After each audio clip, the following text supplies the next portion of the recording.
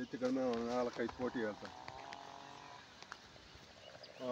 ಅದೊಂದು 11 ಎಕರೆ, ಅದೊಂದು 5 ಎಕರೆ, ಇದೊಂದು 5 ಎಕರೆ, 10 ಎಕರೆ. ಟೋಟಲ್ ಒಂದು 10 ಎಕರೆ ಏನೋ ಬರುತ್ತೆ, 20-21 ಏನೋ ಬರುತ್ತೇನೋ. ಇದು 5 ಎಕರೆ 5 ಕುಂಟೆ ಅಲ್ವಾ? 9 ಕುಂಟೆ, 5 ಎಕರೆ 9 ಕುಂಟೆ, 5 ಎಕರೆ 9 ಕುಂಟೆ ಏನೋ ಬರುತ್ತೆ.